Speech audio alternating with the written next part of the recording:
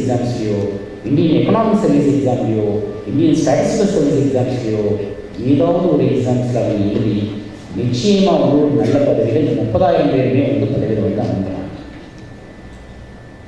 நண்பர்களே, இங்கே உங்களிடம் ரொம்ப ரொம்ப முக்கியமாக வந்து கவனிக்க சொல்ல வேண்டிய ஒரே ஒரு விஷயம் என்னென்னா, கொடுக்கப்பட்ட உங்களுக்கு இருக்கக்கூடிய இந்த ஆப்பர்ச்சுனிட்டிஸை, அதாவது தேர்வு எழுதுவதற்கு உங்களுக்கு கொடுக்கப்பட்டுள்ள அந்த வாய்ப்பை, பெண்களாக இருந்தால் வந்து குறிப்பாக வந்து இலவசமாக கொடுக்கப்பட்ட அந்த வாய்ப்பை, எஸ்சி கேண்டிடேட்டாக இருந்தால் உங்களுக்கு 21 வயசுலேருந்து 37 வயசு வரைக்கும் எந்த விதமான ஃபீஸுமே இல்லாமல் கொடுக்கப்பட்ட அந்த வாய்ப்பை, 21 வயசுலேருந்து 35 வயது வரைக்கும் ஓபிசி சொல்லக்கூடிய அந்த கம்யூனிட்டிக்கு கொடுக்கப்பட்ட அந்த வாய்ப்பை, ஜெனரல் கேட்டகரியாக இருந்தால் இந்த 21 வயசுலேருந்து 32 வயசு வரைக்கும் உங்களுக்கு கொடுக்கப்பட்ட இந்த வாய்ப்பை தயவு செய்து 50 ரூபாயிலிருந்து 100 ரூபாய் தான் இந்த எக்ஸாம்ஸ் வந்து நம்ம வந்து அப்ளை பண்ண வேண்டிய ஒரு ஃபீஸ்.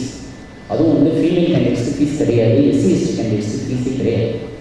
பட் இந்த தேர்வு எழுதக்கூடிய மாணவர்களுடைய எண்ணிக்கை மிக மிக மிக குறைவாக இருக்கின்ற காரணத்தினால் அட்லீஸ்ட் இனிமேல் தமிழகத்திலிருந்து இந்த எக்ஸாம்ஸ் எழுதக்கூடிய பார்ட்டிசிபென்ட்ஸ் எண்ணிக்கை வந்து குறிப்பாக வந்து இன்க்ரீஸ் பண்ணணும் அப்படின்ற அந்த அப்ஜெக்டிவ் தான் இந்த நிகழ்ச்சி வந்து ஃபஸ்ட்டு ஆரம்பிக்கப்பட்டிருக்கு.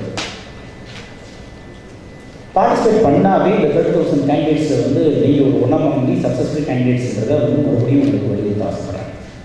எப்படி அப்படின்னு கேட்டால், அந்த 30,000 பேர் எப்படிப்பட்ட ஸ்டூடெண்ட்ஸ்? நீங்கள் உங்கள் கூட வந்து +2 முடிச்சதுக்கப்புறம் நீங்கள் அண்ணா யூனிவர்சிட்டிக்கு போகிறப்போ வந்து உங்களுக்கு கேம்பஸ் இன்டர்வியூவில் ப்ளஸ் வந்து அந்த காலேஜ் செலெக்ஷனுக்காக வராங்களே, அந்த மாதிரியான ஸ்டூடெண்ட்ஸ் எல்லாம் கிடையாது. நல்ல மார்க் எடுத்த அத்தனை ஸ்டூடெண்ட்ஸுமே வந்து எஸ்எஸ்எம் காலேஜ், அண்ணா யூனிவர்சிட்டி, கேசிடி ப்ளஸ் வந்து இந்த மாதிரியான மோஸ்ட் ப்ரெஸ்டீஜியஸ் இன்ஸ்டியூஷன்ஸ் போயிட்டு அங்கே வந்து பிளேஸ்மெண்ட்டில் வந்து நல்ல போஸ்டிங் வாங்கிட்டு நல்ல சேலரிக்கு வந்து ப்ரைவேட் கம்பெனிக்கு போய் ஒர்க் பண்ண ஆரம்பிச்சாச்சு. நாட்டோட வளர்ச்சியோ ப்ளஸ் வந்து சமுதாய வளர்ச்சியோ பங்கு இல்லாமல் தன்னுடைய வளர்ச்சி மட்டுமே வந்து குறிக்கோளாக வச்சுருக்கக்கூடிய ஒரு மாணவர் சமுதாயம் வந்து அதிகமாக நிலையில் வளர்ந்துட்டு. ஸோ சமுதாய வளர்ச்சியோடு சேர்த்து நாட்டோட வளர்ச்சியோடு சேர்த்து தன்னுடைய வளர்ச்சியை சேர்த்து வந்து பங்களிக்கக்கூடிய ஒரு அருமையான ஒரு தேர்வு தான் இந்த சிவில் சர்வீஸ் எக்ஸாமினேஷன். இந்த எக்ஸாம்ஸில் மொத்தம் ஃபர்ஸ்ட் வந்து பார்த்தீங்க அப்படின்னு கேட்டிங்கன்னா ப்ரிலிமினரி எக்ஸாமினேஷன்ஸ், அதுக்கப்புறம் வந்து பார்த்தீங்கன்னா மெயின் எக்ஸாமினேஷன், அதுக்கப்புறம் இன்டர்வியூ.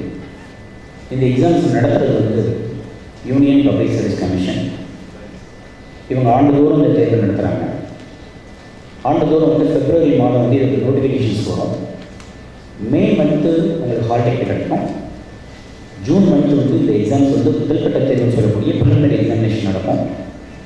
மெயின் எக்ஸாமினேஷன்ஸ் வந்து உங்களுக்கு அக்டோபர் மாதம் நடக்கும். அதுக்கப்புறம் ஒரு 2-3 மாத இடைவெளிக்கு அப்புறம் வந்து இதோட ரிசல்ட்ஸ் வெளியே வந்ததுக்கப்புறம் ஏப்ரலில் இருந்து உங்களுக்கு இன்டர்வியூ நடக்கும்.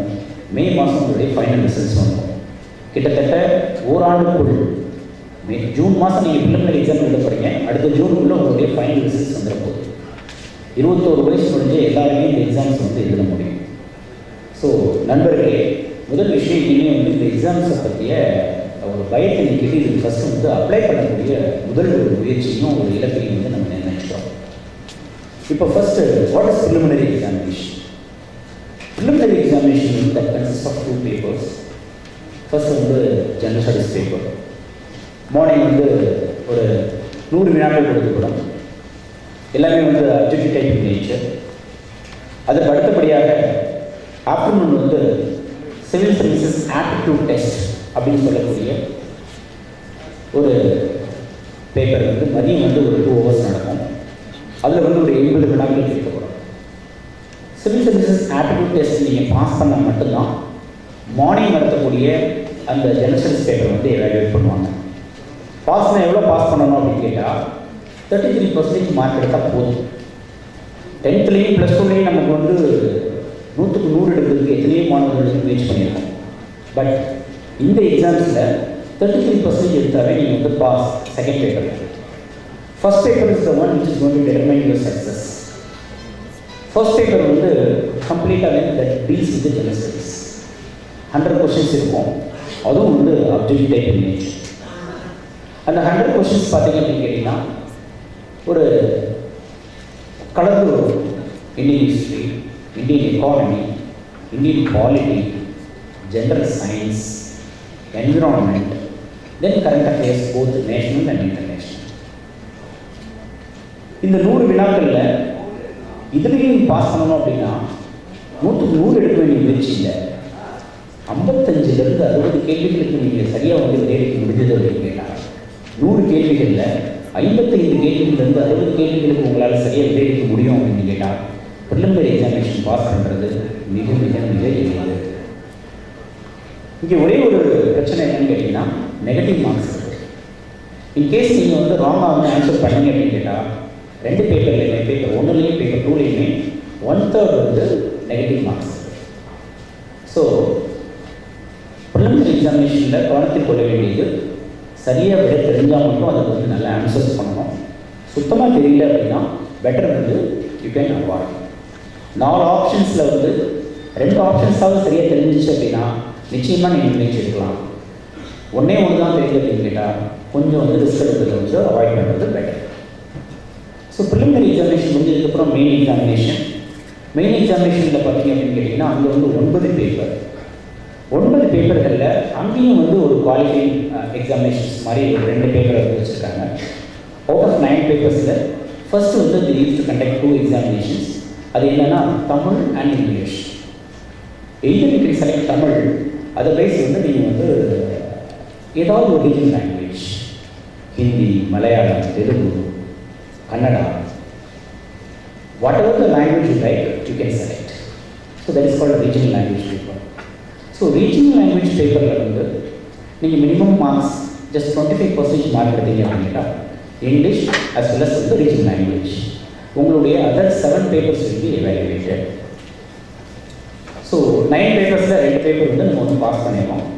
மீதி இருக்கக்கூடிய அந்த 7 பேப்பர்ஸில் that is called core papers. அந்த கோர் பேப்பர்ஸ் 7 பேப்பர்ஸில் எடுக்கக்கூடிய உங்களுடைய மதிப்பெண்கள் தான் உங்களை வந்து நேர்முக தேர்வு வந்து தயார்படுத்தும். நேர்முக தேர்வு வந்து உங்களுக்கு வந்து தகுதியை வந்து நிர்ணயிக்கும்.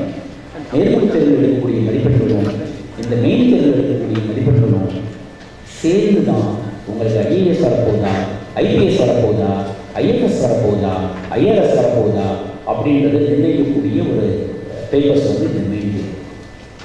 ஸோ மாணவர்களே, இந்த சிவில் சர்வீஸ் எக்ஸாமினேஷன் வந்து ஒரு பெரிய விஷயமா வந்து பேசப்பட்டிருக்கு பிரிட்டிஷ் பீரியட்லேருந்து. ஏன்னா இந்த போஸ்ட்டுக்கு கிடைச்ச அந்த மரியாதை அந்த மாதிரி, கிடைக்கின்ற மரியாதை அந்த மாதிரி, கிடைக்க போகின்ற மரியாதை இருக்கும். இன்றைக்கி இருக்கக்கூடிய எந்த சர்வீஸ் எடுத்துக்கிட்டாலும் சரி, the most prestigious service in our country அப்படின்னு கேட்டீங்கன்னா இந்த ஒரு சர்வீஸ் தான். 21 வயசில் கிட்டத்தட்ட 21 லட்சம் பேரை வந்து நீங்கள் வந்து கண்ட்ரோல் பண்ணக்கூடிய ஒரு பவர் இருக்குது அப்படின்னு கேட்டிங்கன்னா இந்த ஒரு சர்வீஸில் மட்டும்தான். ஒரு சிக்னேச்சரில் 1 கோடி பேருடைய மக்களுடைய வாழ்க்கையை மாற்றக்கூடிய ஒரு மிகப்பெரிய ஒரு பவர்ஃபுல் இருக்குது அப்படின்னு கேட்டிங்கன்னா இந்த ஒரு சர்வீஸில் மட்டும்தான். 21 வயசில் ஜாயின் பண்ண உங்களை பர்சனை வந்து நீங்கள் இந்தியாவில் இருக்கக்கூடிய பிரைம் மினிஸ்டர் ஃபேஸ் பண்ணக்கூடிய அளவுக்கு கேபினட் செக்ரட்டரி லெவலுக்கு நீங்கள் வந்து உயரக்கூடிய ஒரு மிகப்பெரிய பதவி இருக்குது அப்படின்னு கேட்டிங்கன்னா இந்த சிவில் சர்வீஸ் மட்டும்தான். ஸோ இந்த சிவில் சர்வீஸ் இருக்கக்கூடிய இவ்வளோ பெரிய இந்த ஒரு வாய்ப்பை நீங்கள் பயன்படுத்தணும் அப்படின்னு கேட்டால் இந்த 3 கட்டத்தையும் நீங்கள் தாண்டிக்கணும். இந்த ப்ரிலிமினரி எக்ஸாமினேஷன், மெயின் எக்ஸாமினேஷன், தென் இன்டர்வியூ. இந்த மெயின் எக்ஸாமினேஷன் இருக்கக்கூடிய அந்த 7 பேப்பரில் 2 பேப்பர் நான் வந்து சொன்னேன் உங்களுக்கு, லாங்குவேஜ் பேப்பர் 1, இங்கிலீஷ் பேப்பர் 1. மீதி இருக்கக்கூடிய 7 பேப்பர் என்னன்னு கேட்டிங்கன்னா ஒரு SI paper, 4 general studies paper. Preliminary எக்ஸாமினேஷனில் ஒரு ஜெனரல் ஸ்டடீஸ் பேப்பர், மெயின் எக்ஸாமினேஷனில் 4 ஜெனரல் ஸ்டடீஸ் பேப்பர். அதுக்கப்புறம் நம்ம வந்து ஒரு விருப்ப பாடத்தை நம்ம தேர்ந்தெடுக்கணும். ஒரு விருப்ப பாடம் தான் தேர்ந்தெடுக்கணும். முன்னாடி 2 விருப்ப பாடம் இருந்தது, இப்போ ஒரே ஒரு விருப்ப பாடம். அந்த விருப்ப பாடத்தில் 2 பேப்பர், ஒரு விருப்ப பாடத்தில் 2 பேப்பர். ஃபார் எக்ஸாம்பிள் நீங்கள் வந்து வரலாற்று பாடத்தை வந்து உங்களுடைய விருப்ப பாடத்தை நீங்கள் தேர்ந்தெடுத்துக்கிறீங்க அப்படின்னா மார்னிங் வந்து இங்கிலீஷ் 1, இன்னொரு பேப்பர் வந்து இங்கிலீஷ் 2. ஸோ ஒரே சப்ஜெக்ட் தான் நீங்கள் செலக்ட் பண்ண போகிறீங்க. அதில் 2 பேப்பர். ஒவ்வொரு பாடத்திற்கும் ஒவ்வொரு சப்ஜெக்ட்டுக்கும் வந்து 250 மார்க்ஸ், 1750 மார்க். நேர்முக தேர்வுக்கு வந்து 275 மார்க். So 275 marks. புட்டுகதை கம்ஸ் அரௌண்ட் 2025 மார்க்ஸ்.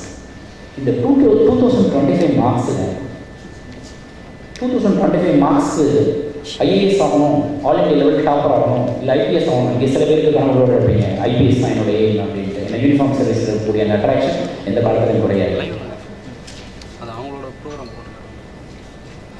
என்ன மார்க் எடுத்தால் எனக்கு ஐஏஎஸ் கிடைக்கும், என்ன மார்க் எடுத்தால் எனக்கு ஐபிஎஸ் கிடைக்கும். காரணம், தேர்வு ஒரே தேர்வு.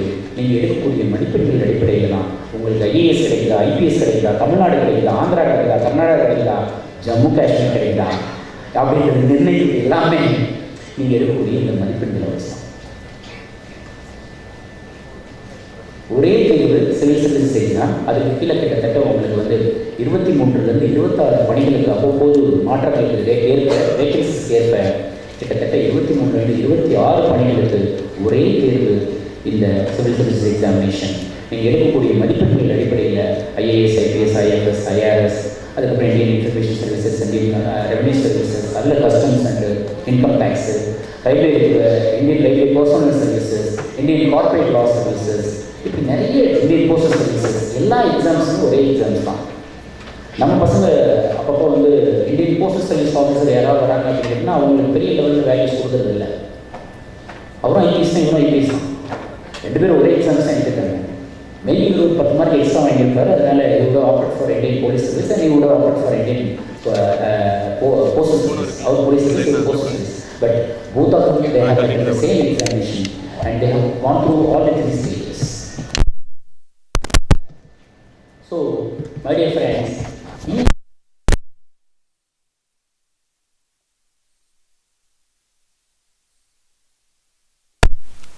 யூனிஃபார்ம் சர்வீஸில் இருக்குது, ரெவன்யூ டிபார்ட்மெண்ட்டில் இருக்குது, இன்கம் டேக்ஸ் டிபார்ட்மெண்ட்டில் இருக்குது, ரயில்வேல உங்களுக்கு இருக்குது, கார்ப்பரேட் லாவில் இண்டஸ்ட்ரீஸ்க்கு நீங்கள் போகலாம், நீங்கள் டிஃபென்ஸ்க்கு நீங்கள் போகலாம், ஆர்டினன்ஸ் அக்கௌண்ட் சர்வீஸ் ஆஃபீஸராக நீங்கள் அதே போல் வந்து நீங்கள் பார்த்தீங்கன்னா இந்த சர்வீசஸ்லாம் அதிலே இருக்குது. டிஃபென்ஸ் அக்கௌண்ட் சர்வீஸ் இருக்குது. அக்கௌண்ட்ஸில் வந்து நீங்கள் பயங்கரமான ஒரு ஸ்பெஷலிஸ்ட் அப்படின்னு இந்தியன் டிஃபென்ஸ் அக்கௌண்ட் சர்வீஸ் வாங்கிட்டு போங்க.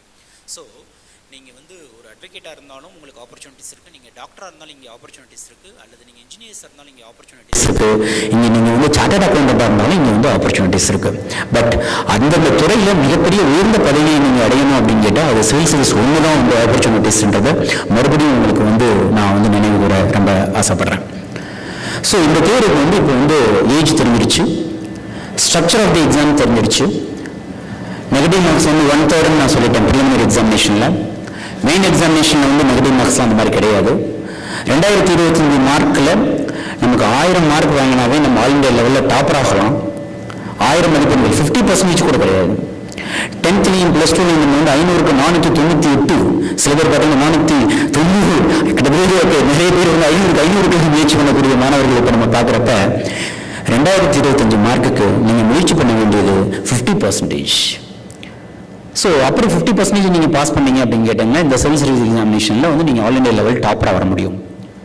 ஸோ நண்பர்களே, நீங்கள் +2 மார்க் எடுத்துகிட்டு நீங்கள் அண்ணா யூனிவர்சிட்டிக்கு ட்ரை பண்ணியிருக்கீங்க, எஸ்எஸ்எம்க்கு ட்ரை பண்ணியிருக்கீங்க, கேசிடிக்கு ட்ரை பண்ணியிருக்கீங்க, முக்கியமான கல்லூரியில் நீங்கள் சேர்றதுக்காக நீங்கள் ட்ரை பண்ண அதே முயற்சியை மறுபடியும் நீங்கள் ஸ்கூல் ஸ்டூடெண்ட்டாக நீங்கள் மாறினீங்க அப்படின்னு கேட்டிங்கன்னா, ஏன்னா நம்ம கல்லூரிக்கு போனதுக்கப்புறம் நம்மக்கிட்ட ஒரு பெரிய பழக்கம் அப்படின்னு கேட்டிங்கன்னா ரொம்ப நல்லா படிப்போம் ஸ்கூலில் படிக்கிறத விட. அந்த ரைட், டெய்லி ஹோம்ஒர்க் பண்ணுவோம், டெய்லி கிளாஸ் அட்டன் பண்ணுவோம், ஃபேக்கல்ட்டியை ரொம்ப ரெஸ்பெக்ட் பண்ணுவோம் நம்ம. ஸோ நம்ம பர்சனாலிட்டியில் ஏற்படக்கூடிய அந்த மாற்றத்தை உங்களுக்கு மாற்ற வேண்டியது உங்களுக்குள்ளே இருக்கக்கூடிய ஒரு சின்ன பிஹேவியர், தட் இஸ் உங்களுடைய ஸ்கூல் பிஹேவியர். ஸ்கூலில் எப்படி இருந்தீங்களோ அப்படி மாறினீங்கன்னா போதும். ஒரே ஒரு விஷயம், அந்த ஒரே ஒரு கேரக்டர் மட்டும் மாற்றி பாருங்க, நிச்சயமாக உனக்குள்ள தினமும் காலையில் எழுந்திரிச்சு படிப்போம், ஸ்கூலில் தினமும் ஈவினிங் ஹோம்ஒர்க் பண்ணுவோம், தினமும் அட்லீஸ்ட் வந்து ஒரு 4 hours படிப்போம். பட் சிவில் சர்வீஸ் எக்ஸாமினேஷன் எழுதக்கூடிய மாணவர்களை பார்த்தீங்க அப்படின்னு கேட்டிங்கன்னா ஓராண்டு முறையாக கரெக்டாக சரியாக பிளான் பண்ணி படித்தாங்க அப்படின்னு கேட்டிங்கன்னா முதல் வருஷத்துலேயே முதல் அட்டம்ப்ட்லேயே பாஸ் பண்ணி போன மாணவர்கள் நிறைய பேர் பார்த்தாங்க. ஈவன் இந்த ஆண்டு கூட பார்த்தீங்க அப்படின்னு கேட்டிங்கன்னா இப்போ கோயம்புத்தூர் டிஸ்ட்ரிக்ட்லேருந்து நிறைய மாணவர்களுக்கு வெற்றி பெற்றிருக்காங்க. ஒரு பொண்ணு இன்ஜினியரிங் கிராஜுவேட்ஸ் தான் இப்போ இன்டர்வியூ போகிறாங்க நம்மளுடைய ஸ்டூடெண்ட்டு. முதல் டைம் வந்து விதவுட் எனி எக்ஸ்பீரியன்ஸ் ஒரு முயற்சி கொடுத்தாங்க. அதுக்கப்புறம் இப்போ சென்னை வந்துட்டு முறையான ஒரு கோச்சிங் எடுத்துக்கிட்டு இப்போ இந்த முயற்சியில் வந்து ப்ரிலிம்ஸ் கிளியர் பண்ணி இப்போ மெயின்ஸ் கிளியர் பண்ணி now she is going to appear for the interview. அவர் மட்டும் இல்லாமல் இந்த 20 years of my experience in the field of civil servicesல I have seen so many students. The candidate who has come from rural background, they have achieved in the civil service examinations. A candidate who born with 100% blindness, he has achieved in the civil service examination. A person who has studied in the Tamil medium, he has achieved in the civil service examination. A person who has written the civil service examination in Tamil, who has attended the interview in Tamil, he has cleared the civil service examination. So my dear friend, இந்த எக்ஸாமில் pass பண்ணுறதுக்கு பொருளாதாரம் ஒரு தடை அல்ல. இந்த எக்ஸாமினேஷனில் pass பண்ணுறதுக்கு language ஒரு தடை அல்ல. இந்த எக்ஸாமினேஷன் பாஸ் பண்ணுறதுக்கு உங்கள் பேக்ரவுண்ட் ஒரு தடை அல்ல. இந்த எக்ஸாமினேஷன் பாஸ் பண்ணுறதுக்கு நீங்கள் உங்கள் டிகிரி ஒரு தடை அல்ல. ஒன்றே ஒன்று, உங்களுடைய முயற்சி. சார் சொன்னது மாதிரி முறையான ஒரு பயிற்சி, அயற்சி இல்லாத பயிற்சி. That is very important. விடாமுயற்சி. அதை தான் அயற்சி இல்லாத பயிற்சியை தான் விடாமுயற்சின்னு சொல்கிறோம். முதல் முயற்சி எடுத்த உடனே சில மாணவர்கள் வந்து வெற்றி பெறலை அப்படின்னா அடுத்த செகண்டே வந்து பேக் பண்ணிட்டு கிளம்பிடுவாங்க. டிகிரிக்காக 4 வருஷம் வெயிட் பண்ணோம், +2 முடிக்கிறதுக்காக 12 வருஷம் வெயிட் பண்ணோம். பட் ஐஏஎஸ் எக்ஸாம் மட்டும் பாஸ் பண்ணுறது வந்து 6 மாதம், ஈவன் சில நேரங்களில் 2 மாதம், சில நேரங்களில் ஹால் டிக்கெட் வந்ததுக்கப்புறம் தான் படிக்கவே ஆரம்பிப்போம். ஸோ மை டியர் ஃப்ரெண்ட்ஸ், இந்த examination if you are really going to select this as your career, the strong determination, dedication and the discipline, இந்த 3D வந்து very very important to clear the civil service examination. 21 இயர்ஸில் நீங்கள் start பண்ணுறீங்க அப்படின்னு கேட்டால் ஒரு 3 years பீரியடை வச்சுக்கோங்க. 20 இயர்ஸில் ஸ்டார்ட் பண்ணுறீங்கன்னா 2 இயர்ஸ் பீரியட் வச்சுக்கோங்க. 19 இயர்ஸில் நீங்கள் ஸ்டார்ட் பண்ணுறீங்க அப்படின்னு கேட்டிங்கன்னா 3 இயர்ஸ் டைம் உங்களுக்கு. 18 இயர்ஸில் ஸ்டார்ட் பண்ணுறீங்கன்னா 4 இயர்ஸ் டைம் உங்களுக்கு அதிகபட்சம். 17 இயர்ஸில் ஸ்டார்ட் பண்ணுறீங்கன்னா 5 இயர்ஸ் டைம் உங்களுக்கு. இதை மட்டும் நீங்கள் ஃபிக்ஸ் பண்ணி ஸ்டார்ட் பண்ணுங்கள். +2 முடிச்சதுக்கப்புறம் வந்து எத்தனையோ மாணவர்கள் நான் பார்த்துக்கிட்டு இருக்கேன். இப்போ ரொம்ப மகிழ்ச்சியான ஒரு விஷயம், நான் தமிழகத்தில் மிகப்பெரிய ஒரு விழிப்புணர்வு வந்து